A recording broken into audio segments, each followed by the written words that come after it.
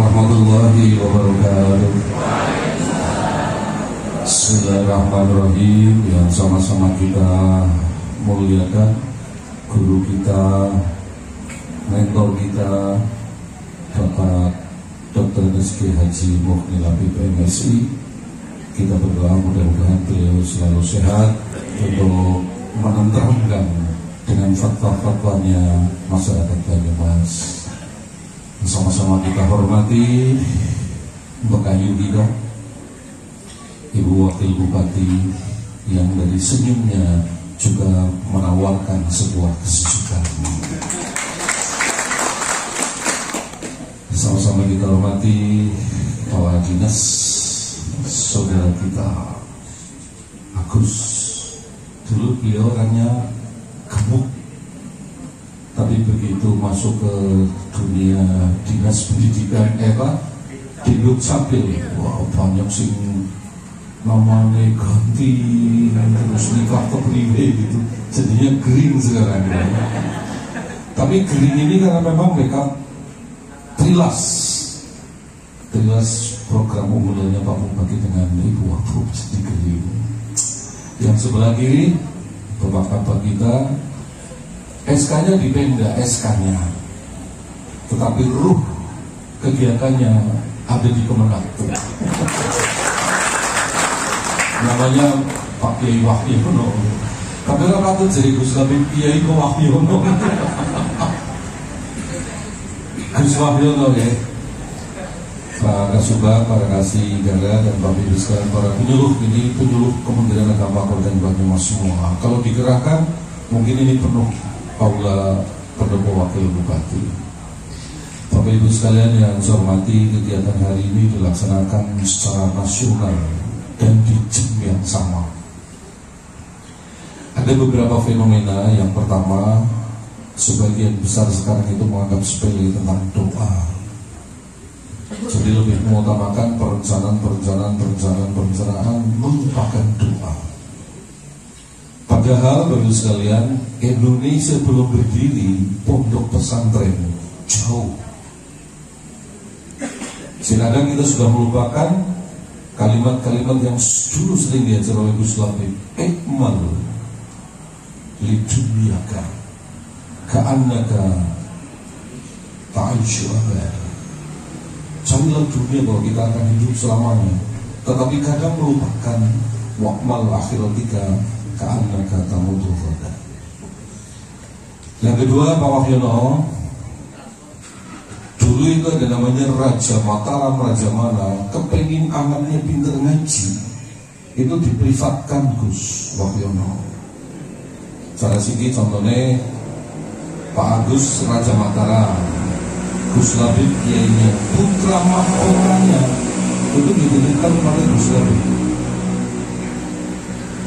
Tapi hari ini Bapak sekalian, semuanya hancur karena peristiwa Ponpes Al-Hussein. Ada dua pendapat yang terbelah yuk. Pendapat pertama mencibir, bangun orang berencana. Yang kedua, bangun melibatkan santri. Ya patut, itu yang mencibir. Kemudian yang membela, dia akan ngomong, Indonesia berdiri jauh setelah pondok pesantren. Indonesia aman juga karena ada pondok pesantren. Lalu apa yang sudah diberikan pemerintah, apa yang sudah diberikan para pencipir itu terhadap pondok pesantren? Contohnya kepada Gus Habib itu, gaji beliau, ngajinya beliau tidak pernah untuk kebahagiaan beliau, tapi keselnya Gus Habib adalah untuk membangun pondok pesantren tanpa ada campur tangan dari pencibir.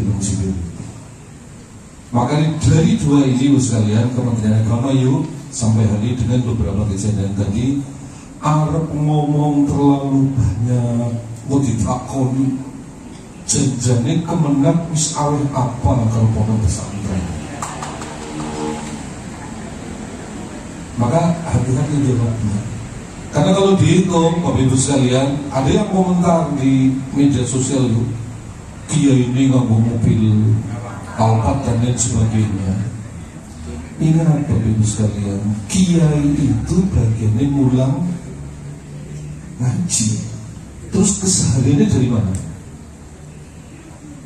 Ngudi orang, duit perusahaan, ya Allah.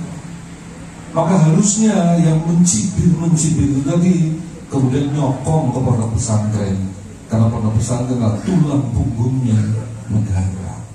Bismillahirrahmanirrahim. Saya akan bacakan sambutan Bupati Banyumas pada acara ngaji Bandungan Senin 20 Oktober 2025. Assalamualaikum warahmatullahi wabarakatuh. Salam sejahtera buat kita semuanya. Bismillahirrahmanirrahim. Alhamdulillahirabbil alamin. Wa bihi nasta'in wa ala umuri dunya waddin.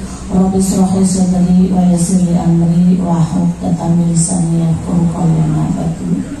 Yang saya hormati staf ahli Bupati Banyumas bidang pemerintahan dan Kisra, para yang muda, yang saya hormati Kepala Kantor Kemenang Kabupaten Banyumas, yang saya hormati pula Kapal Kesra Sekda Kabupaten Banyumas, tamu undangan serta hadirin yang berbahagia.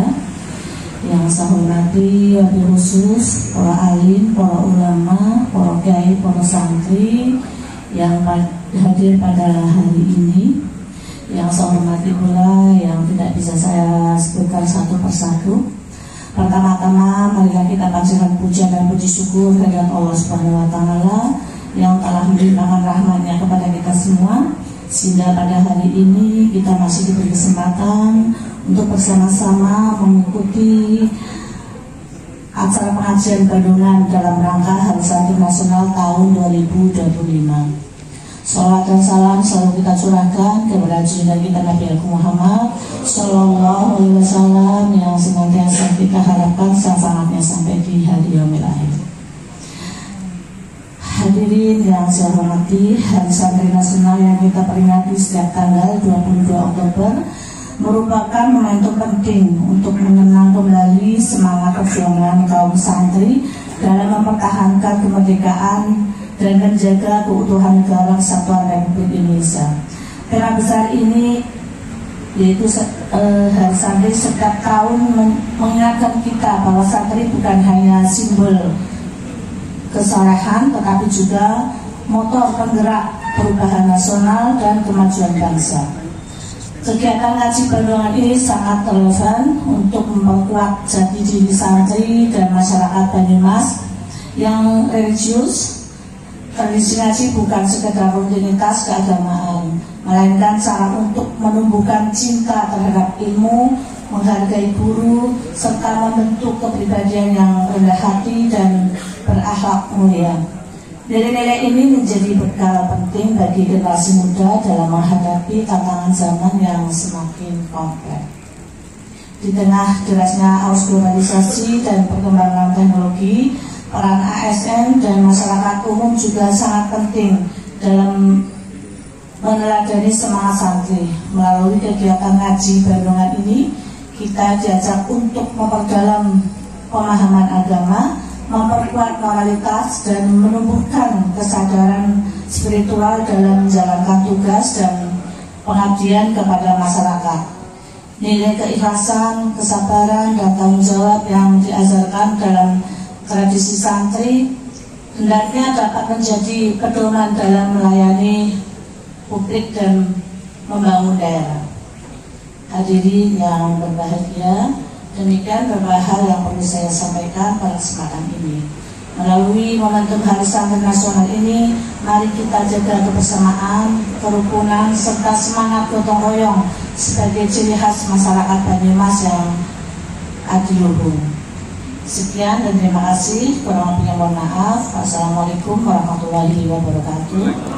Bupati Banyumas Dr. Andes Haji Sadewo Trilastiono MN ditandatangani. Sedikit saya kasih tahu untuk tahun 2026. Alhamdulillah proposal yang masuk dari pondok pesantren, MBCNU, juga dari MI, kemudian TK-TK di Ponorogo itu sudah sekitar 387 proposal yang masuk ke Wakil Bupati Banyumas. Mudah-mudahan ini mohon doanya semua proposal bisa terrealisasi pada tahun 2026. Tapi mohon maaf kalau masih ada yang belum bisa terrealisasi pada tahun 2026, akan saya upayakan di perubahan 2026 atau mungkin tahun berikutnya. Karena perlu diketahui sekarang memang efisiensi anggaran yang luar biasa. Tapi kemarin saya sudah matur sama Pak Bupati, memang nanti bisa dihitung kalau memang anggarannya mencukupi, insya Allah bisa direalisasikan semuanya. Nah kan ya, ini hanya sekedar pemberitahuan aja. Mudah-mudahan nanti kalau yang mungkin tahun ini belum bisa membuat proposal, barangkali ada yang perlu dibantu, itu untuk tahun anggaran tahun 2027 berarti dengan membuat proposalnya awal tahun 2026, yaitu Januari sampai dengan Maret. Karena ya Bapak Ibu, ini yang penyuluh mungkin kan banyak sekolah-sekolah yang ini tidak hanya, saya memang ini semuanya tidak hanya dari NU, tapi Muhammadiyah juga kemarin sudah banyak yang sudah masuk. Kemudian dari Kristen juga ada, dari Buddha ada juga kemarin masuk, yang khusus masuk ke Wakil Bupati. Jadi kepadanya tetap kepada Bupati karena memang SK-nya seperti itu, tapi itu mungkin insya Allah anggaran yang dari Wakil Bupati. Jadi monggo yang dari Muhammadiyah kalau masih ada yang mungkin kalau tahun ini sudah ditutup karena ini kemarin sudah dirapatkan. Jadi yang belum mungkin untuk tahun 2027 ya. Mungkin itu saja yang bisa saya sampaikan. Assalamualaikum warahmatullahi wabarakatuh. Bismillahirrahmanirrahim. Alhamdulillah. Alhamdulillahilladzi alafa baina qulubina fa asbahna bi ni'matihi ikhwana wa ja'alana minal ladzina yastami'una al-qawla fayattabi'una ahsana. Wassalatu wassalamu ala sayyidina Muhammadin ibn Abdillah wa ala alihi wa sahbihi wa man walah wa la hawla wa la quwwata illa billah, amma ba'd. Yang terhormat Bapak Ibu Wakil Bupati, Ibu Hajah Dwi Asik bin Kati, yang dihormati, yang saya hormati Bapak Kemenang Dr. Ibnu Asaduddin SKG MPD, ini junior saya dulu ketika saya masih di Kemenang, biasa berbalan-balan. Ya, saya hormati pejabat di PMK Daun Banyumas, Bapak Dr. Agus Muladi, Bapak Wahyono yang saya hormati, dan beberapa teman-teman dari Pemkab yang saya hormati, para pejabat di Kabupaten Banyumas, para kasih penyelenggara, para kepala kampas, eksekutif, para penyuluh yang paling banyak yang saya hormati, hadirin wal hadirat rahimahullah. Saya sebetulnya beberapa waktu yang lalu Pak Saridin dan Mas Reza datang tempat saya ngabari kalau saya supaya membaca kitab Adabul Alim wal Ta'alim. Bahkan itu artinya ustadz atau kiai membaca dan santri menyimak dan maknani ya, ngasasai. Nah, dalam rangka Hari Santri yang temanya tadi sudah sampaikan akan bulan awal Indonesia Merdeka menuju peradaban dunia. Kalau saya ngaji di pondok di Madinah itu biasa, bulan. Tapi ini kepada para pejabat dan para penyuluh, sebagian besar saya kira untuk ikan kemenang gak masalah. Mungkin ada satu yang belum pernah ngaji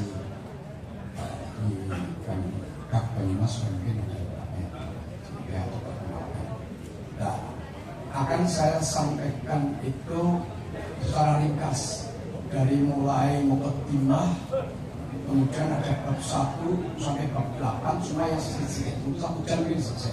Jadi memperkenalkan isi dari kitab Adabul Alim wal Muta'alim ya. Yang dikarang mu'alifnya adalah Hadratus Syekh Haji Hasyim As'ari. Kata Hadratus Syekh itu maha guru. Jadi konon untuk Hadratus Syekh itu gelar itu diberikan kepada seseorang yang paling tidak hafal kutubus sittah, hafal kitab Sahih Bukhari, Muslim, Abu Dawud, Tirmidzi, Nasa'i, Ibnu Majah, nanti tambah Ahmad, Muwatta, Ad-Darimi. Kalau sudah hafal itu bisa diberikan Hadratus Syekh. Panjenengan yang mana hafal mau coba bisa Hadratus Syekh. Kalau di ini biografinya, yaitu namanya adalah Yasin Hasyim As'ari bin Abdul Wahid bin Abdul Halim. Abdul Halim ini terkenal dengan Pangeran Benowo bin Abdurrahman, ini Joko Tingkir, Sultan Hadiwijaya bin Abdullah bin Abdul Aziz bin Abdul Fattah bin Maulana Ishaq. Maulana Ishaq itu bapak dari Raden Alul Yakin atau Sunan Giri. Lahir di Jombang pada tanggal 24 Dzulqa'dah 1287 Hijriah atau 17 Februari 1871 Masehi. Kemudian guru-gurunya antara lain kalau di Jawa itu Haji Madura, Syahwalil Bangkalan itu antara lain. Kemudian di Semarang ada Kiai Soleh Darat Semarang, itu bersama ngaji dengan Kiai Ahmad Dahlan ya, pendiri Muhammadiyah. Guru-guru di Mekah ini juga bersama dengan Kiai Ahmad Dahlan, yaitu Syekh Muhammad Nawawi Al-Bantani, walaupun aslinya Banten tapi ngajarnya di Mekah. Kemudian Syekh Khotib Minangkabau juga ngajarnya di Mekah. Syekh Mahfud Termas ini juga ngajarnya di Mekah. Kemudian ada Sayyid Abbas Al-Maliki Al-Hasani. Al-Hasani bukan Al-Husaini, yang diperdebatkan Al-Husaini Al-Hasani. Sayyid Abbas Al-Maliki. Saya sendiri seorang ketika itu di Rosefah tahun 2003 ke putranya Sayyid Al-Maliki, Muhammad Al-Maliki. Kalau ini Sayyid Abbas bapaknya. Sekarang yang ngampu atau yang menjadi pengasuh di Rosefah Mekah itu Sayyid Ahmad, Profesor Dr. Kemudian mendirikan pondok pesantren di Bireng pada tanggal 26 Rabiul Awal 1317 Hijriah atau 21 Juli 1899 Masehi. Kemudian mendirikan Jamiah Nahdlatul Ulama pada 16 Rajab 1344 Hijriah atau 31 Januari 1926 Masehi, bersama dengan antara lain Haji Wahab Hasbullah, Haji Bisri Samsul. Kemudian karya ilmiahnya itu sebenarnya banyak, ada 19 yang dibukukan di dalam Irsyadus Sari fi Jam'i Musannafati Syekh Hasyim As'ari. Ini 19 karyanya dijadikan satu. Kemudian di antaranya adalah Adabul Alim wal Muta'alim. Kenapa ini dibaca dari santri? Ya karena beliau yang satu sebagai solusi jihad yang melahirkan dari santri, dulu melahirkan perang tanggal 10 November ya. Sekarang diabadikan menjadi hari santri. Ini saya yang di Muqaddimah ya, Muqaddimah halaman 6, halaman 9 itu Muqaddimah dari Adabul Alim wal Muta'alim. Tata kramane seorang pengajar, alim, seorang alim, seorang guru, wal muta'alim, dan pelajar, etika. Ini menerangkan etika seorang guru dan murid. Nah, ini pertama diawali dengan muqaddimah sebagaimana biasa. Alhamdulillahirabbil wassalatu wassalamu ala sayyidina Muhammadin asrofil mursalin wa khatamin nabiyyin wa ala alihi at-thayyibin wa ashabihi at-thahirin ajma'in. Di muqaddimah biasa, kemudian amma ba'du. Setelah muqaddimah dikatakan faqad ruwiya an Aisyah radhiyallahu anha, telah diriwayatkan dari Aisyah radhiyallahu anha an Rasulullah sallallahu alaihi wasallam, dari Rasulullah sallallahu alaihi wasallam qol haqqul waladi ala walidihi ayyuhsina asmahu wa yuhsina murdi'ahu wa yuhsina adabahu. Jadi hak anak, kewajiban orang tua ini sabda Nabi ada beberapa. Yang pertama adalah memperbaiki nama anak. Untuk berbeda-beda ya. Dulu nama orang Jawa misalnya sekarang mungkin pakai apa ini? Sekarang ada masa modern mungkin ke barat-baratan. Tapi intinya nama itu bukan, sehingga diharapkan dengan nama yang baik itu bukan doa. Katakan dinamakan solihin atau supaya menjadi soleh. Wayok sinar lebih dahulu. Memperbaiki orang yang menyusui. Kalau dulu di zaman Nabi kan bukan disusukan kepada ibunya, tapi kepada orang perempuan tertentu orang lain. Nah itu dicari yang baik akhlaknya, layak sila, ada tahu, dan juga dilatih, diajar tata krama. Jadi sangat penting mengajari tata krama, anggap unggul. Kemudian coba di halaman 11 langsung di alinea pertama dikatakan waqala ba'duhum at-tauhidu yujibul iman. Tauhid itu mewajibkan iman. Tauhid di sini kalau kita orang Islam ya ketuhanan yang Maha Esa, tauhid Tuhan yang Maha Esa. Kalau orang menyatakan ketuhanan yang Maha Esa maka wajib beriman, bukan hanya diucapkan tapi diimani. Faman la imana lahu la tauhid lahu. Kalau orang tidak beriman, kalau tidak punya tauhid, tidak cukup hanya dibaca. Wal imanu yujibus syariah. Iman itu mewajibkan ada syariat. Hanya keimanan dan percaya yakin itu harus dilaksanakan. Berupa syariat, ada sholat, ada zakat, ada puasa, dan seterusnya, silaturahim. Syariat harus dilaksanakan karena iman. Kemudian wasyariatu tujibul adab. Nah, melaksanakan syariat itu harus pakai tata krama. Nggak bisa tidak dengan adab. Jadi harus pakai tata krama. Orang mengeluarkan zakat dan pakai tata krama. Juga kemudian dibalakan oleh miskin, lalu tetap ada ambil. Bagaimana cara mengeluarkan zakat? Adabnya harus, etikanya ada. Sholat bukan hanya menutupi aurat, tapi bagaimana adab kita di dalam sholat. Itu mungkin pakai pakaian. Kalau kita biasa rokok, sarung, pakai jelas tidak.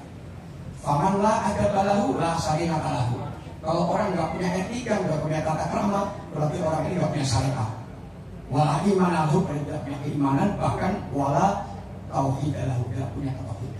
Jadi yang penting dari situ adalah bagaimana tata krama di dalam kita mengamalkan ajaran kita.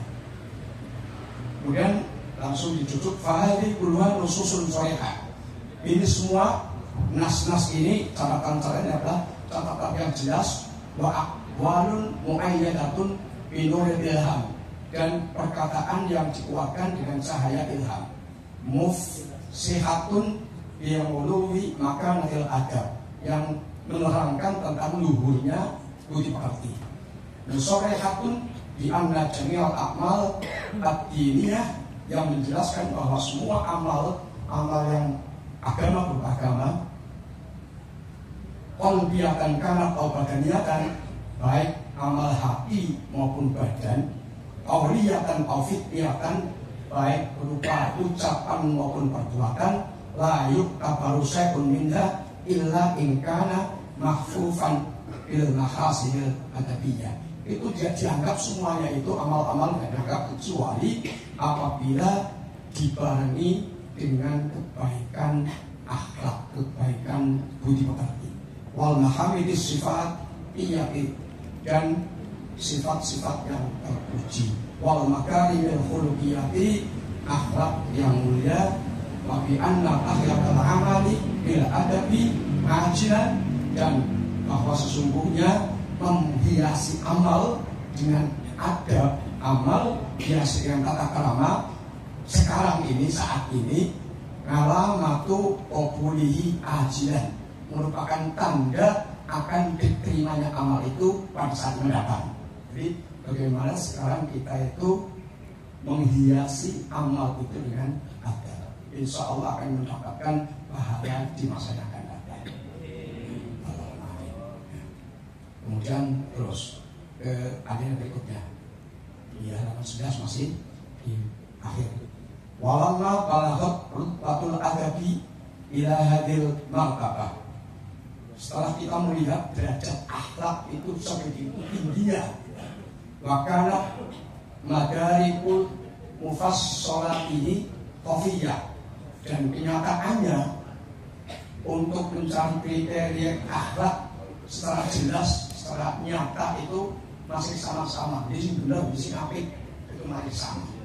Dangani maro'etu min ihtiyajit tolabati ilaihi, mengajak saya, dangani menjadikan saya itu tergerak apa yang saya lihat, yaitu butuhnya para pelajar kepada akhlak, wa musrid tikrori tauqifihim, dan sulitnya mereka mengulang-ulang kebaikan akhlak.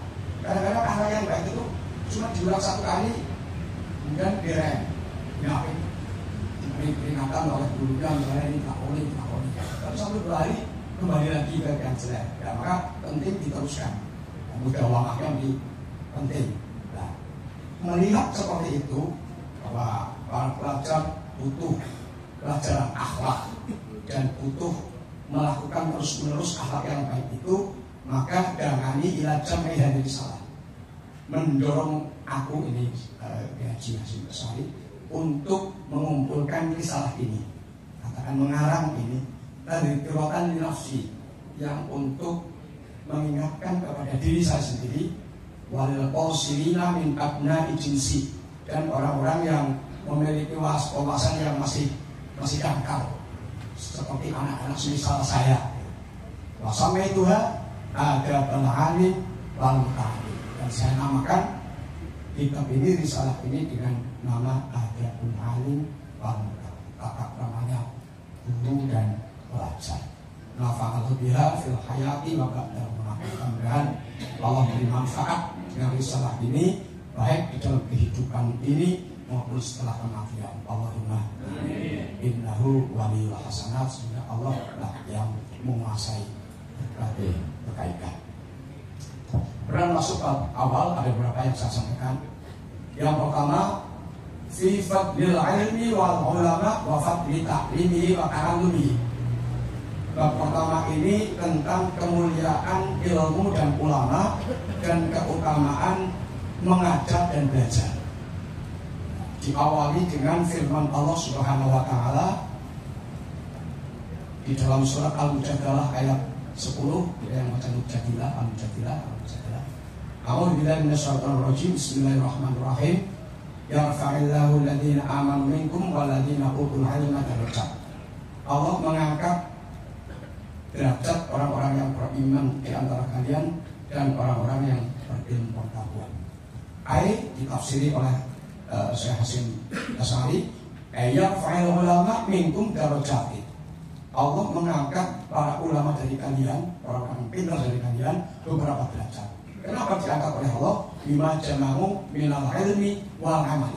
Karena mereka bisa melaksanakan apa yang ia ketahui, ilmu dan amal dilaksanakan. Bukan hanya dengarkan itu orang diamalkan, akan tapi ilmu itu diamalkan. Kalau hanya dengarkan itu, banyak orang pintar sekarang ya. Tapi kenyataannya orang-orang pintar juga banyak yang di penjara, tapi kan tidak diamalkan. Banyak para pejabat yang kemudian berurusan dengan hukum itu karena tidak diamalkan. Maka ketika ilmu diamalkan, diangkat derajatnya oleh Allah Subhanahu wa taala. Kemudian di alinea berikutnya terakhir di halaman itu juga 12. Wa qala ta'ala syahidallahu annahu la ilaha illa huwa la ilaha illa huwa wal malaikatu wa ulul ilm. Ini di Ali Imran ayat 18. Syahidallah, Allah bersaksi bahwa tidak ada Tuhan yang hak disembah kecuali Allah sendiri. Kadang kita itu membacanya tidak ada Tuhan yang wajib disembah ya. Kalau wajib tidak ada yang disembah, ada yang sunnah disembah, ada yang boleh disembah. Bukan wajib, hak disembah. Tidak ada Tuhan yang berhak disembah kecuali hanya Allah. Wal malaikat, yang menyatakan seperti itu yang kedua malaikat. Yang ketiga wa ulul ilmi, orang-orang yang punya ilmu. Al-ayata fabada Allah Ta'ala binafsihi. Syahidah itu diawali oleh Allah Subhanahu wa Ta'ala yang menyaksikan. Wasanna bimalaikatihi. Yang kedua yang menyaksikan adalah malaikat. Dan wasallasa bi ahli ilmi. Dan yang ketiga adalah ahli ilmu. Wa nahika bihadza syarafan wa fadlan wa jalalan wa nublan. Cukuplah bagi kalian dengan ayat ini bahwa ahli ilmu itu betul-betul memperoleh kemuliaan, keutamaan, keagungan. Dengan kata-kata yang firman Allah, syahidallahu annahu la ilaha illa huwa wal malaikatu, terus wa ulul ilmi. Nomor 3. Kemudian berikutnya Allah Ta'ala innama yakhshallaha min ibadil ulama. Ini Fatir ayat 28. Sesungguhnya yang takut kepada Allah di hamba-hambanya adalah para ulama, para orang-orang yang pintar, yang takut kepada Allah. Maka Allah Ta'ala dalam ayat yang lain di dalam surat Al-Bayyinah ayat 78, innal ladzina amanu wa amilus sholihati ulaika hum khairul bariyah. Orang-orang yang beriman dan beramal soleh, mereka itu adalah sebaik-baik makhluk. Dilakoni Ta'ala sampai pada firman Allah, dan kaliman khosya rabbah, itulah bagi orang yang takut kepada Tuhannya. Komentarnya dari Mbah Hasyim Asy'ari, faktatil ayatani, ayat 2 ayat ini menetapkan annal ulama humul ladzina yakhshawna Allah Ta'ala, bahwa ulamalah yang mereka itu takut kepada Allah Ta'ala. Wal ladzina yakhshawna Allah hum khairul bariyah. Orang-orang yang takut kepada Allah, mereka itulah orang yang sebaik-baik makhluk. Fayuntaju annal ulama hum khairul bariyah. Maka kesimpulannya bahwa ulama adalah sebaik-baik makhluk. Nah, jadi sebaik-baik ulama. Ulama itu ya tadi yang punya ilmu dan diamalkan. Berapapun besarnya ilmu, banyaknya ilmu, yang penting diamalkan. Kemudian faqala Rasulullah SAW, may yuridillahu khairan yufaqihu fiddin. Barang siapa yang dikehendaki Allah baik, maka Allah akan memfaqihkan, mengertikan orang itu dalam masalah agama. Jadi kalau kita pengen tahu orang yang baik menurut Allah adalah orang yang mengerti agama. Mengerti dalam arti tentu tadi berilmu dan mengamalkan. Bukan misalnya ya Islam KTP itu maksud Islam atau sholat atau ini apa namanya yufaqihu fiddin, artinya mengamalkan, memahami ajaran agama dan mengamalkan. Waqala sallallahu alaihi wasallam, al ulama'u warasatul anbiya. Para ulama lah yang pewaris para nabi. Bahas buka bihadi darajah, cukuplah dengan derajat ini majdan wa fakhron, bahwa para ulama itu mulai keagungan dan mulai pangkat yang tinggi. Wa bihadi rutbah syarafan wa hikran, bahwa ulama dengan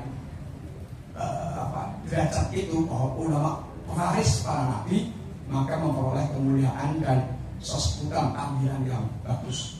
Wahida karena lalu pada faktor nubuwah, ketika tidak ada derajat yang tinggi di atas para nabi, maka fala sarafa faqo sarafil wirasati likil karutlah, maka tidak ada derajat yang lebih tinggi dari pewaris nabi. Tidak ada derajat yang lebih tinggi para ulama, karena para ulama pewaris nabi. Derajat yang paling tinggi para nabi, tidak ada lebih dari para nabi. Nah, sedangkan para ulama pewaris dari nabi, tetapi derajat yang tertinggi setelah tidak ada nabi adalah para ulama. Kemudian halaman 14 ya, halaman 14. Wa qala sallallahu man salaka tariqan yaqlubu fihi ilman salakallahu bihi tariqan min turbil jannah. Siapa yang menempuh jalan yang dengan menempuh itu untuk mencari ilmu, maka Allah akan memudahkan jalan menuju surga Allah. Nah, ketika kita atau mungkin putra-putra kita menempuh jalan dengan cara belajar mencari ilmu terutama agama, maka Allah akan memudahkan orang itu menuju jalan menuju surga. Wa qala sallallahu talabul ilmi fardhatun 'ala kulli muslimin wa muslimatin. Rasul juga bersabda, mencari ilmu itu fardhu banget fardhu. Itu menunjukkan banget untuk menyangatkan kaki. Baik bagi laki-laki yang muslim maupun perempuan yang muslim. Talabul ilmi, orang yang mencari ilmu yastaghfirullahu kullu syai'in hatta al-khufil bahri. Para pencari ilmu itu dimohonkan ampun oleh siapapun makhluk-makhluk Allah, sampai-sampai ikan yang ada di laut pun mendoakan, memohonkan ampun kepada para pencari ilmu. Ini luar biasa. Kemudian di halaman 15, Faqala sallallahu idza ra'aytum riyadul jannah fartamu. Apabila kalian melihat taman surga, maka mampirlah, singgahlah. Faqila ya Rasulullah wa ma riyadul jannah. Dikatakan al sahabat ada yang matur, wahai Rasulullah, apa yang dimaksud taman surga? Qala halatul hikam. Yang namanya taman surga itu adalah majlis zikir. Orang atau Imam Atok seorang tabi'in berkata, majalidul halal wal haram, yaitu majlis pengajian yang menjelaskan tentang halal dan haram. Kaifatas tari, bagaimana engkau jual beli yang benar. Wa kaifatus sholli, bagaimana kalian sholat yang benar. Wa kaifatus zaki, bagaimana zakat yang benar. Wa kaifatah hujju, bagaimana haji yang benar. Wa kaifatangkihu, bagaimana nikah yang benar. Wa kaifatutoliku, bagaimana mentalak istri yang benar. Kalau di Indonesia kan harus di depan hakim. Wa ma'asradhan dan seterusnya. Kemudian langsung saja halaman 24 Al-Babusani. Fi adabil muta'alim fi nafsihi, tata keramane muta'alim, pelajar, murid, santri terhadap dirinya. Wa fihi ngasatu amlamin adalah adab. Ada 10 macam adab. Al-awwal ayyutahhiru qalbahu, bahwa pelajar itu harus mensucikan hatinya min kulli ghassin, dari unsur penipuan. Pengen nipu. Wadah nasin kotor, artinya kotor. Wahilin dengan udah dendam. Wahasatin dengan dengki. Wasu'ihatin aqidatin, jeleknya akidah. Wasu'i khuluqin, jeleknya akhlak. Jangan sampai murid harus membersihkan dari sifat-sifat yang salah itu semuanya. Agar supaya apa? Liyusriha bidzalika liqulil ilmi wa hifdhihi, agar supaya gampang mendapatkan ilmu dan menghafalkannya. Ketika Imam Syafi'i itu agak kesulitan menghafal, tanya kepada gurunya Al-Waqi', maka dikatakan gara-gara Anda itu kakek dosa dan orang gampang kelalen, gampang kapalnya, maka supaya menyedihkan dosa. Artinya pembersih. Hifdhihi wa ittila' ala daqaiqi ma'anihi, dan bisa melihat kedalaman makna-makna ilmu itu. Wal fahmi li ghawamihi, dan bisa memahami makna-makna yang tersirat. Asani yang kedua, ayo silan niata fi talabil ilmi, baguskan niat di dalam mencari ilmu, bi ayyaksida wajhallahi ta'ala. Jadi tujuannya adalah mencari ridho Allah, wal amal bihi, dan juga mengamalkan. Kadang-kadang orang itu mencari ilmu tapi nutur ilmu gomulan kok. Nunggu bulan ini berat ilmu. Tapi dia amalkan. Iya, diamalkan dulu ya, baru ditularkan. Wa ihya as-syariah, dan untuk murid-murid saya Allah, wa tanwir qalbihi, bisa untuk menerangi hatinya sendiri, wa tahyaka batinihi dan menghiasi baktinya wa taqarrub minallah dan mendekatkan diri kepada Allah. Wala yahsida bihi al-aghrad ad-dunyawiyah. Jangan sampai orang mencari ilmu itu hanya untuk mencari urusan dunia. Min tahsil riasa untuk memperoleh pimpinan, wajah, memperoleh jabatan, wal mal, harta, wambahatil akron untuk mengalahkan teman-temannya dalam bidang ilmunya, wa taqdimin nas dan agar supaya dihormati manusia lahu padanya.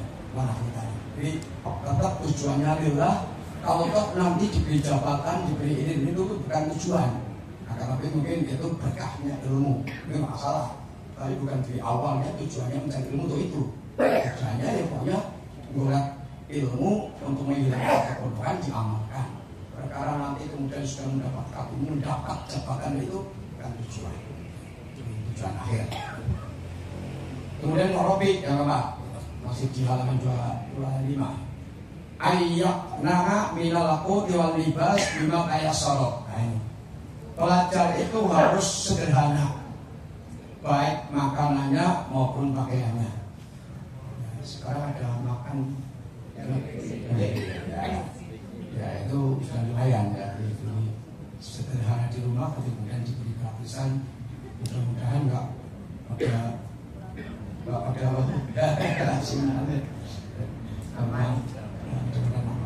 kalau sobri ala adal ais lain juga sabar tabah walaupun kehidupannya masih di bawah standar. Jadi para pelajar harus sabar. Ini diingatkan oleh Habibus. Kemudian bab ketiga halaman 29 al-babus salis fi adabil muta'allim ma'asyaihi, tata keramanya etika pelajar bersama gurunya, bagaimana terhadap gurunya. Wafi isna asalawan adalah adab, ada 12 tata krama. Al-awwal yang bagi litolibi ayyuat biman nadhara wa yastakhir Allah ta'ala fiman ya'khudul ilma anhu. Jadi yang pertama sebelum mendapatkan guru itu harus mencari guru yang benar. Istikharah. Ya. Kalau ya istikharah, sholat istikharah, jangan istikharah. Kalau istikharah usah bingung. Hal istikharah kok bukan hal kok. Kadang-kadang yang bahasa jamak takdim ya, jamak takdim make off, jamak takdim, oke? Kadang-kadang gitu. Kalau fase karena itu. Jadi istikharah.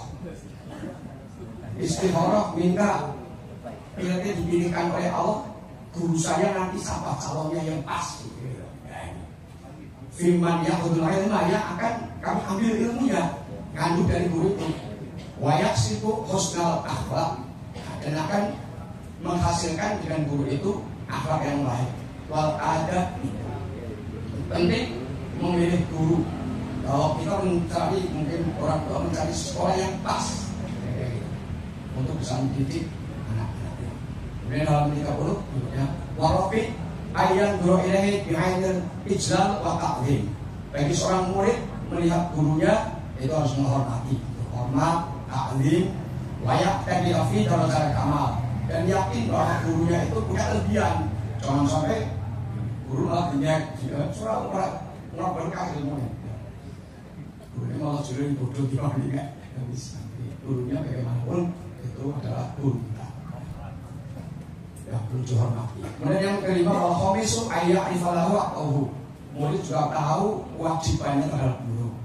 Walayan selalu fadlahu, tidak boleh menghilangkan jasa-jasa guru itu, melupakan.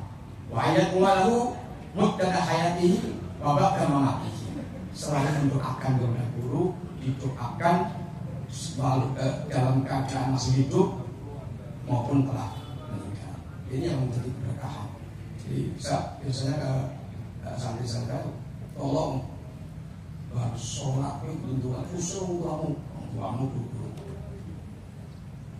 Wajrohnya duriyatahu, juga menghormat menjaga durianya anak guru yang biasanya kalau anaknya tikus. Wakori bahu kerabat-kerabatnya saudara kami. Wa'awid da'ahu yang beliau kasih, itu dihormati.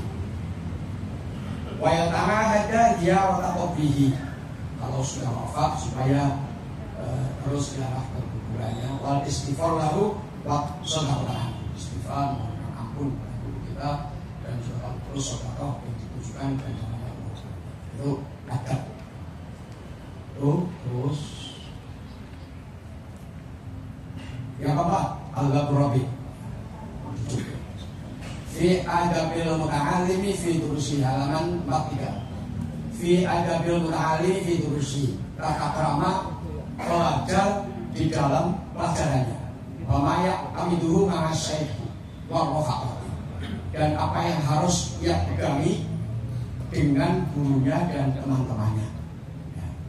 Ini saya ambil duduk di halaman 46 yang kelima. Wal khamisu ayyukarriru li sima'il ilmi la siyamal hadis. Murid itu harus mulai mempelajari ilmunya lebih dalam masalah ilmu hadis. Karena yang ada di Khatul Syekh ya Hasyim Makhari adalah ahli hadis. Jadi apal itu bersikap. Maka di sini terus sebutkan hadis. Wala yuhmilal istighola bihi. Jangan sampai kemudian menyanyiakan waktu untuk mempelajari ilmu itu. Wa bi ulumihi, baik hadis maupun ilmu hadis, ulumul hadis. Wa nadhara fi isnadihi, dan juga meneliti isnad sanadnya. Jadi kalau makam itu isinya hadis, kalau sanad itu periwayat. Ya, hatta sanad siapa hatta sanad itu. Misalnya Imam Bukhari menerangkan guru saya mengatakan begini, guru yang mengatakan begini sampai sahabat sampai ke Nabi. Sanad-sanad ini yang perlu diteliti, apakah sanad-sanadnya ini sahih atau enggak. Kalau di sanadnya Imam Bukhari, Imam Muslim itu dianggap benar, bagus. Tapi ada di dalam kitab Bukhari maupun Muslim dianggap dhaif karena tidak disebutkan sanadnya. Ya, hadisnya mu'allaq langsung dengan Abi Hurairah. Padahal Imam Bukhari nggak ketemu dengan Abi Hurairah, tidak disebutkan gurunya siapa. Nah, akan tetapi biasanya yang mu'allaq itu ditakrikan ke langsung ke sahabat, biasanya sudah disebut di dalam hadis-hadis sebelumnya.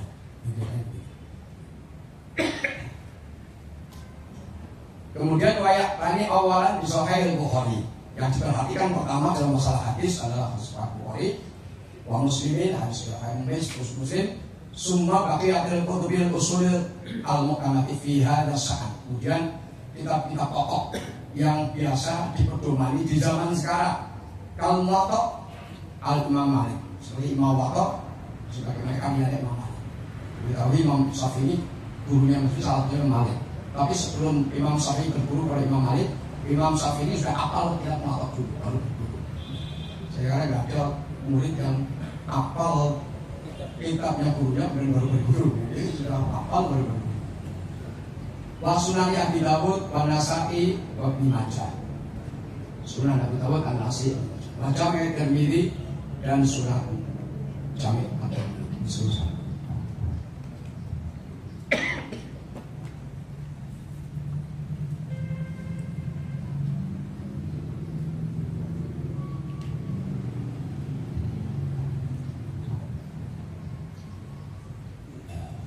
Wala yang bahai ayat tafsiro kalama huwa aqal min dzalik. Tidak boleh santri itu terutama yang akan memperdalam ilmu hadis kurang dari apa yang disebut tadi. Orang kita orang muslim orang Tirmidzi Nasbah. Itu minimal itu tadi. Dan kita salah satunya sudah paham. Itu kadang-kadang kita itu sesuatu itu logik, padahal belum tahu mana jadi ini. Tadi harus sehat. Terus ya, halaman 20. Atasi, halaman 20 alinea terakhir. Atasi Allah yastahiya min su'ali ma askara hadith. Santri itu tidak boleh malu untuk menanyakan sesuatu yang masih muskil, masih belum jelas. Wakafahu bima lam yaqilhu, dan sulit memahami yang belum bisa diakal, belum bisa dipikirkan, ditanyakan.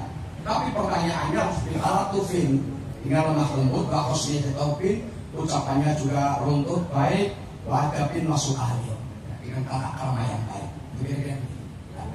Jadi tetap harus tanya, tapi tata krama. Kemudian halaman 55 Al-Babul Khamis fi adabil alim fi haqqi nafsihi.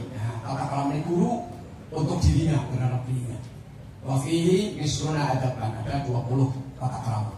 Al-awwal ayyudima muraqabatal ta'ala ini. Jadi dengan para penyuluh ini harus selalu merasa diawasi oleh Allah. Orang ini, jangan seperti itu. Kadang-kadang kita itu kalau di rumah misalnya makan, minum dan berdiri biasa, orang ketemu kita, tapi kalau di hadapan orang, ini jangan seperti itu ya. Bahkan ketika kita wudhu, kadang bijingan ya, nggak nutup orang. Kalau ketemu orang ini, tapi itu kalau minimal pakai andukan. Saukaten itu ditutupi lah, itu dengan Allah. Dan wudhu itu kan beribadah, untuk menghudari. Jadi, penting itu ya. Jadi di dalam fisiri malah ya baik kelihatan orang pun fisiri nggak kelihatan orang, maupun halnya kelihatan orang. Tetap saja adab itu dilakukan. Wasani ayyulazima khawfahu ta'ala fi jami'i harokati wasakanatihi wa aqwali wal af'ali. Kita itu harus melazimkan, membiasakan takutnya kepada Allah itu dalam keadaan apapun, dalam keadaan berdiri, dalam keadaan diam, ucapannya, perbuatannya. Kadang-kadang kita disindir. Takwanya kurang masjid, kadang-kadang masjid itu orang tak pemain buat sana yang apik. Jadi kebetulan apa ini kurang biasa. Segala lagi. Kita halaman 63 Asa disasa yang ke-16 ayyu'amilan nasa bimakarimil akhlak.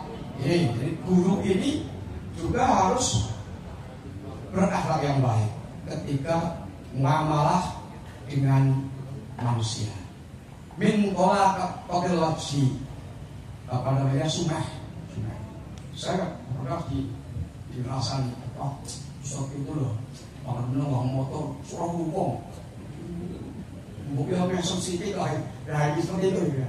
Ketemu wong ya syukur paling enggak assalamualaikum. Wakafil alda anil nas, jangan sampai buat sakit pada manusia. Ini wakaf bil ghaib, ya, menahan marah. Wahtimali minhum, akan menanggung kesengsaraan orang lain. Kita tanggung ketika ada famili tangga yang kurang kita cukupi, namanya wahtimali.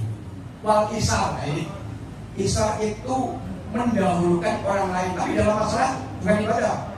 Al irsalu bil qurbi itu makruhun. Mendahulukan orang lain dalam ibadah itu makruh. Contohnya ada soft awal kosong, mohon dengan itu makruh. Harus kita yang maju. Termasuk manusia ini penting.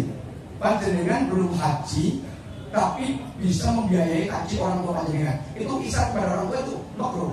Harusnya panjenengan haji dulu, baru panjenengan orang lain, karena yang akan dituntut itu yang kaya kan. Orang tua panjenengan nggak kaya kan nggak akan ditanya bagaimana haji kan. Tapi panjenengan yang akan ditanya, mau sugi-sugi orang haji. Gitu. Kadang-kadang seolah bagus ya ngaji orang tua, padahal ya itu mengajar orang bagus kalau dia sudah haji. Apa barang besar? Itu yang isar kepada masalah ibadah itu harus kita dulu. Dan yang dituntut haji kan kita yang kaya, bukan orang tua kita yang tidak kaya. Maka orang yang meninggal tidak haji, tapi orang tidak mampu, nggak masalah. Tapi kita mampu haji, tidak haji itu, jadi kita dulu. Atau haji sekalian bareng-bareng karena uangnya banyak, sekalian diajak, itu bisa. Tapi kalau di dalam masalah dunia silakan orang lain. Jadi kalau ada pembagian sembako, ya orang lain dulu, jangan kita malah itu orang lain. Ibaratnya kita misalnya di kendaraan ya, di umum kita sudah duduk, ada orang tua masuk, ya teman ya kita isar itu bagus. Kita yang berdiri orang tua sudah duduk, itu isar bukan ibadah, itu menjadi dunia, tapi itu berdiri ibadah. Kelihatannya urusan dunia, tapi dengan kita isar, ini yang dimaksud isar. Kemudian berikutnya halaman 71 Al-Babu Sadis, bab yang ke-6. tinggal 3 kali. Fi adabil alim fi durusihi.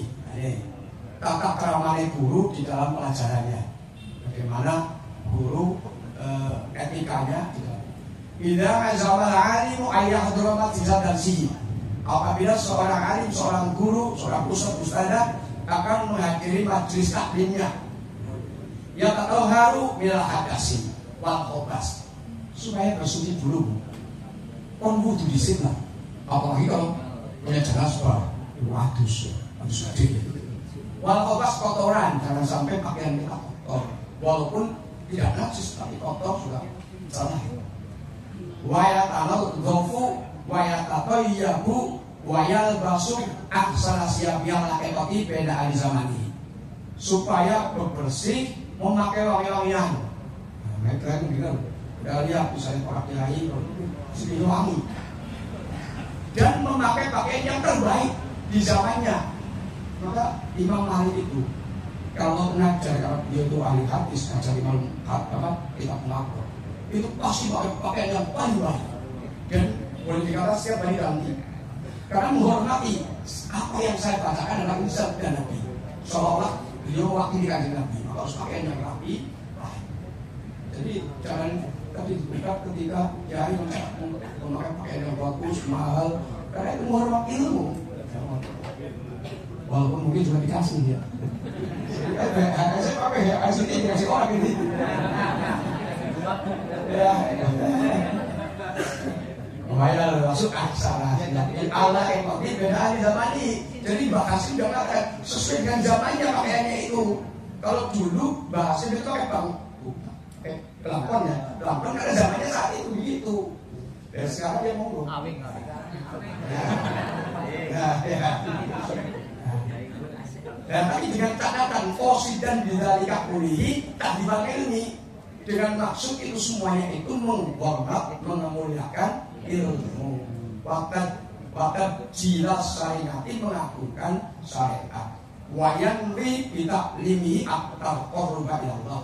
Niat di dalam mengajarnya itu untuk mendekatkan diri kepada Allah. Wa nasrul ilmi melibat ilmu asraif yang mulia wa ihya ad-dinil Islam, murid-murid agama Islam.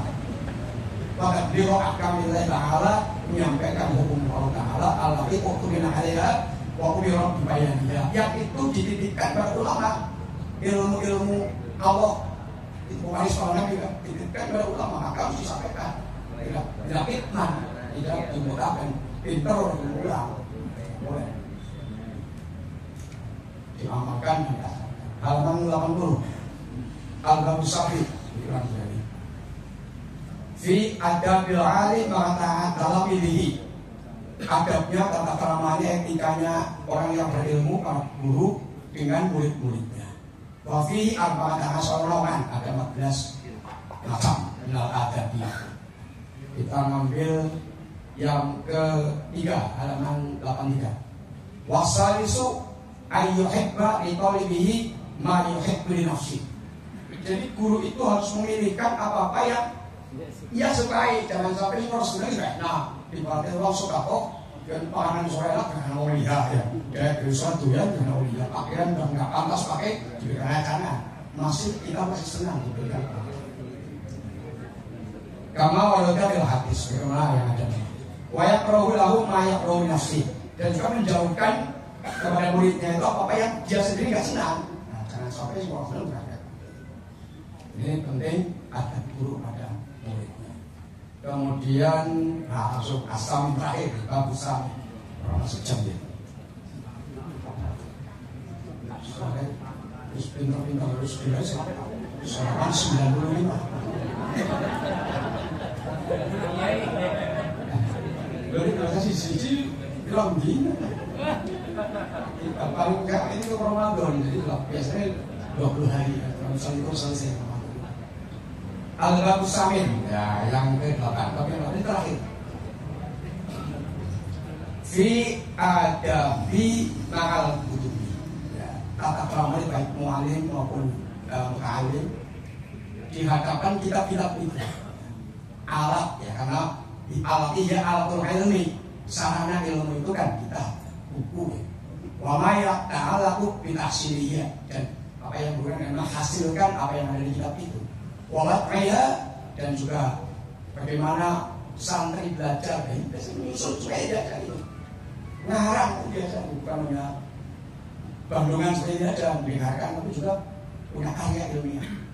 Saya kebetulan ada kalimnya saya yang ada dua dengan beberapa teman, ada beberapa yang tidak hanya saya. Kalau yang saya sendiri ada fikih sholat pintar mazhab, ada zakat teori dan aplikasi. Waktu bagiha bagaimana menulis karya ilmiah itu. Wafihi khomsal anwa'i, di sini ada 5 macam. Minal adab kata keramanya. Kami ambil yang ketiga, halaman 97.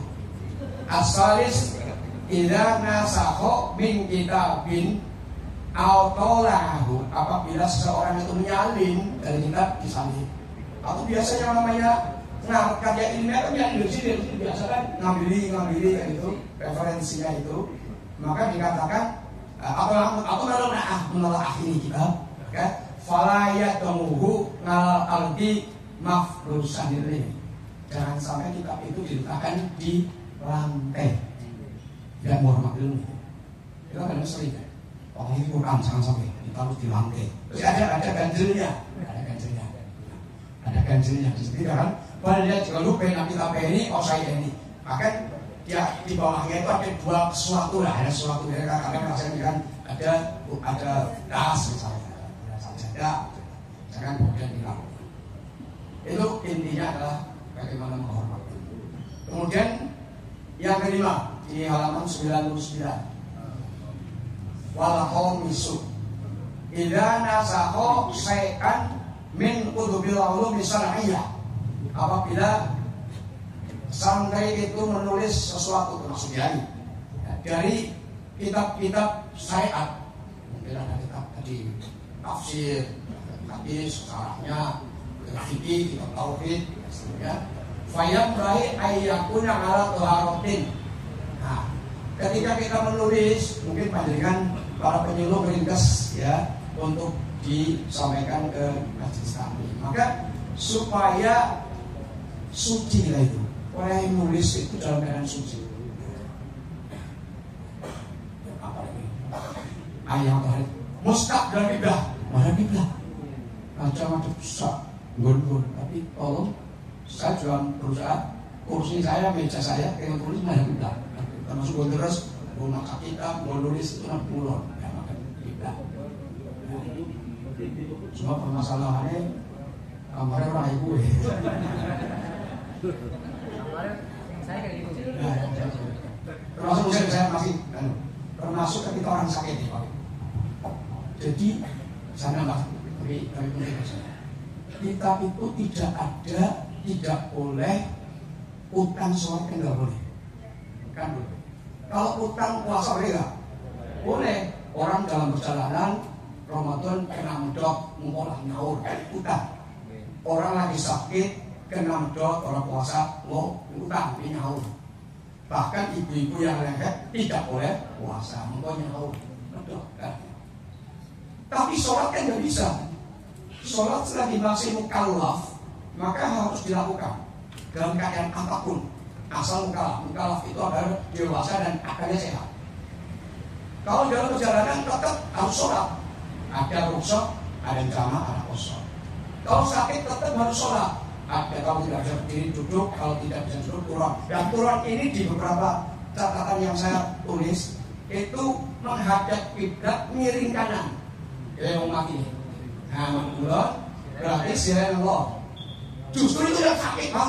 Dia menghadap yang sirain tidur miring dan kiri. Itu juga sakit Pak berlumah. Nah, berlumah. Di berlumah itu ketiga miring kanan dulu. Jadi kan artinya bagaimana? Ngurungan amben itu loh, ambennya harus ditata agar supaya seperti itu. Jangan sampai orang turun kan. Jadi ketika miring kanan dulu, akhirnya ambennya berarti kalau itu. Ketika ngurungan berarti ngurungan namanya, ini begitu. Termasuk wudu ketika berhalangan wudu itu tayamum. Tayamum itu kalau mazhab Syafi'i dengan debu yang suci. Wal baladut thayyib yakhruju nabatu min rabbi. Yaitu debu yang kalau tanah itu dari tanah ya, yang ditanduri hujan ukur. Itu debu yang bisa. Nah, saya punya, jadi saya misalkan ngambil debu untuk itu, ambil yang kira-kira suci yang turun atau mereka lah suci. Nanti kemudian dikayaki. Dan nanti dibawa ke tas kesan. Dibawa kemana-mana nggak masalah. Nanti kalau mau dipakai di layar kertas, kemudian untuk kayak ini kelebihannya dimasukkan lagi. Belum sama kan kalau sudah seperti ini kan dijamu ini belum sama. Nanti kalau sudah seperti ini baru ini. Nah, ini sama. Nah, benar jadi kan. Ini nggak apa-apa karena belum sama. Baru kemudian tangan. Sudah selesai satu kali. Nah ini untuk rati ini bagian rumah saya kalau gampang sekali. Tidak kemudian ditembok. Kenapa? Apa di bawah nggak ada debu? Ada debu, tapi nggak cukup untuk tayamum. Ya nggak? Nggak cukup tayamum karena untuk muka dan tangan.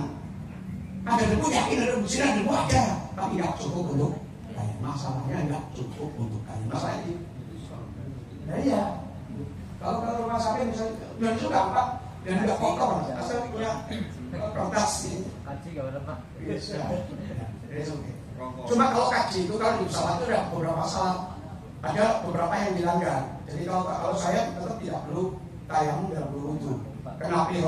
Kenapa? Karena sholatnya duduk, badannya berdiri. Kalau sholat tahajud kan harus berdiri, kecuali tidak bisa berdiri baru duduk. Kalau sholat sunat boleh, panjangnya lagi kesel, sholat taraweh, kalau jadung walaupun bisa nanti kena. Ini gambarnya separuh. Sholat sunnah loh ya, sholat tadi nggak boleh karena bisa berdiri. Nah itu kan kita berdiri, pesawat kan nggak mungkin berdiri, mesti duduk. Sebab mereka tuh kafe kok kayak demo tuh kan. Yang pertama itu berarti tidak dilanggar itu bisa berdiri. Yang kedua nggak ada kiblat, yang menghadap pesawat, sebab apa pesawatnya kan. Yang ketiga pakaian kita mungkin sudah najis. Kalau kita ke kamar kecil, kamarnya sangat kecil kan di pesawat itu. Jadi mesti kotak kafe. Apalagi istilahnya pakai tisu. Nah, maka itu tidak dijamin suci. Jadi karena itu semuanya, maka di situ nggak ada debu. Kalau panjenengan mengatakan di pesawat ada debu, mesti pun pesawat tersinggung. Dikira nggak bersih. Bersih. Mau pakai air, ada air tapi nggak boleh pakai air. Akhirnya terbatas. Saya jadi sholat seadanya. Usul waktu dulu rokatnya kosong, bisa sholat dulu rokat kosong. Dia kalah. Udah, maka apa adanya dengan isyarat. Termasuk orang yang sakit yang sudah tidak bisa wudhu lagi, tidak bisa tayamum lagi. Ya sudah, sholat seadanya dengan turun tadi. Dan tidak perlu diulang kalau memang sakitnya lama. Kalau saya setelah 2 hari masih bisa diulang, silakan diulang lebih bagus. Tapi kalau sudah berhari-hari, bertahun-tahun seperti itu, hilang itu. Nah, orang yang sholat di pesawat kan paling-paling meninggalkan tiga sholat kali mereka perlu diulang lah, nggak banyak. Saya kira itu kemudian tamat saya.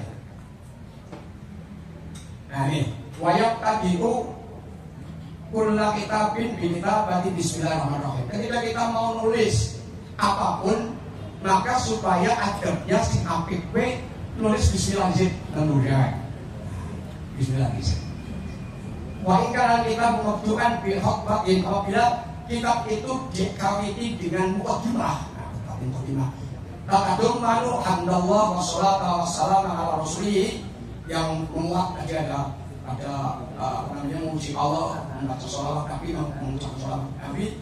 Maka kata bahas badan masalah itu pun ditulis setelah Bismillahirrahmanirrahim.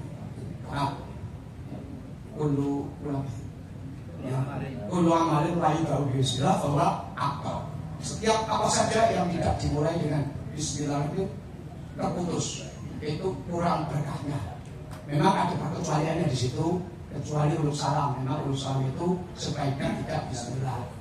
Kan kita ketika ketemu dengan temannya di jalan kan nggak bismillah. Assalamualaikum kan bismillah. Assalamualaikum kan bismillah. Kan itu yang benar itu. Ya ketika di pojok nggak perlu. Baru bismillah setelah salam. Assalam dalam kalam. Salam itu sebut kalam. Bismillah udah kalam. Jadi ada perkecualian. Setiap sholat maksudnya. Yang namanya Quran semuanya dikawin dengan Bismillahirrahmanirrahim. Kecuali apa? Surat Taubah atau kalau bisa. Kan? Tapi Bismillahirrahmanirrahim itu jumlah surat berapa? Jumlah surat 100. Jumlah Bismillah berapa dalam surat? Dalam Al-Quran. Tapi kalau beda. Kenapa? Karena di dalam surat An-Naml dikawin di Bismillah. Dalam tengah Innahu min Sulaiman wa innahu Bismillahirrahmanirrahim. Jadi kata Mbah Halim Maksum ketika ngaji saya Mbah Halim Maksum ya itu kenapa surat At-Taubah itu tidak ada Bismillahnya, sementara surat An-Naml, surat semut Bismillah loro, sebab Bismillah surat Tobat dicolong semut. Gimana? Semut. Nah, sekarang terakhir hari pertama ini sudah berhasil. Terakhir di halaman 101. Tamal kitabu al-mausumu bi adabil alim al-mutalim. Kitab ini selesai yang diberi nama Adabul Alim wal Mutalim. Wa wafaqo al-faro fi jam'ihi, yang bertepatan selesainya kitab ini ya, di dalam mengumpulkan kitab ini sanata alfin wa salasimi'atin wa salasin wa arba'ina min hijrati Sayyidil Mursalin Sayyidina Muhammadin SAW, yang bertepatan dengan tahun 1340 Hijriah. Nah, 343 Hijriah, salah saya 1340 Hijriah dari hijrah Nabi, atau kalau dikonversi Masehi 17 November 1924 Masehi. Ya. Alhamdulillahirrahmanirrahim. Segala puji Allah, segala seluruh salam. Wallahu subhanahu wa ta'ala a'lam bishawab. Allah Maha tahu yang benar. Wahai maksud wal maaf, dan kembali kepada Allah lah kita berpulang dan kembali. Itulah dalam satu jam kurang sudah selesai apa yang saya katakan. Kita Adabul Alim wal Mutalim. Walaupun poin-poinnya, tapi intinya saya kira seperti itu. Mudah-mudahan kita mendapat berkah dari kitab ini. Al-Fatihah. Iya, kalau tidak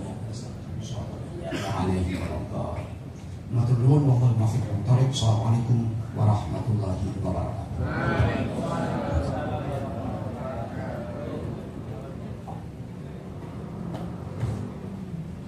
Alhamdulillahirrahmanirrahim. Pengajian Kitab Adabul Alim wal Mutalim oleh Kiai Haji Muhyiddin telah kita ikuti bersama. Semoga apa yang kita dengar dan pelajari hari ini menjadi ilmu yang bermanfaat, menambah ketakwaan dan menguatkan semangat dalam diri kita sendiri. Bahwasanya ilmu tidak akan memberi manfaat tanpa adab, dan guru tidak akan dimuliakan tanpa penghormatan. Bapak.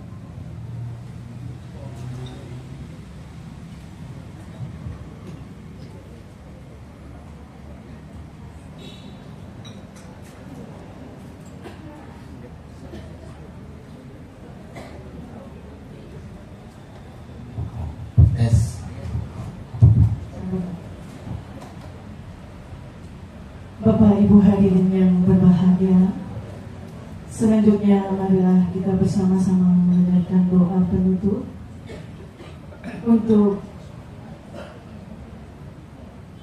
yang akan dipimpin oleh, mohon izin perkenan Bapak Kiai Haji Muhyiddin untuk memimpin doa penutup. Kepada beliau dipersilahkan.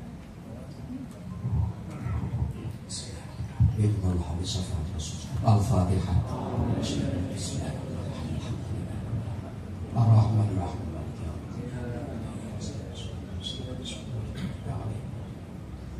Sallallahu alaihi wa ala ali sayyidina Muhammad sayyidil awwalin wal akhirin muslim wa ta'ala bi sahabati. Alhamdulillah rabbil alamin hamdan syakirin hamdan la'alim hamdan yafi'u mazidah. Ya Rabbana lakal hamdu kama yanbaghi li jalali wajhikal karim wa min sururi sayyidina Muhammad salatan tunjina biha min al-ahwali wal afat wa taqdi lana biha jami'al hajat wa taqdi lana biha jami'al hajat wa taqdi lana biha jami'al hajat wa ukhna biha min jami'al safa'at wa tarjam wa tuballighuna biha qasraha min jami'al khawfi fil hayati wa ba'daha Allahumma lana dhunubana wa dhunuba walidina warhamhum kama rabbana subhanahu fil mu'minina wal mu'minat wal muslimina wal muslimat al ahya'i minhum wal amwat Rabbana zalamna anfusana wa illam taghfir lana wa tarhamna alaika tawakkalna wa ilaika nabiyyu Allahumma nas'aluka al-'afwa fi husni 'amalin wa rizqan wasi'an wa la tu'adhibna barakna fi umrina fi rizqina fi awqatina salamina wa jami'i ma aqatana ya lana ala kulli syai'in Allahumma nas'aluka 'ilman nafi'an wa rizqan wasi'an wa shifaan min kulli da'in wa saqam Allahumma inna na'udzubika min 'ilmin la yanfa' min qalbin la yakhsha wa nasbin la tashqa wa bil da'wati la yustajabu laha Allahumma nas'aluka min khayri ma sa'alaka minhu nabiyyuka Muhammadun sallallahu alaihi wasallam wa na'udzubika min syarri ma sta'adzaka minhu nabiyyuka Muhammadun sallallahu alaihi wasallam antal musta'an wa 'alaikal bala wa la haula wa la quwwata illa billah Rabbana atina min ladunka rahmah wa hayyi' lana min amrina rashada Rabbana atina fid dunya hasanah wa fil akhirati hasanah wa qina adzaban nar sallallahu ala sayyidina Muhammadin wa ala alihi wa sallam subhana rabbika rabbil izzati amma yasifun wa salamun alal mursalin walhamdulillahi rabbil alamin bisiril fatihah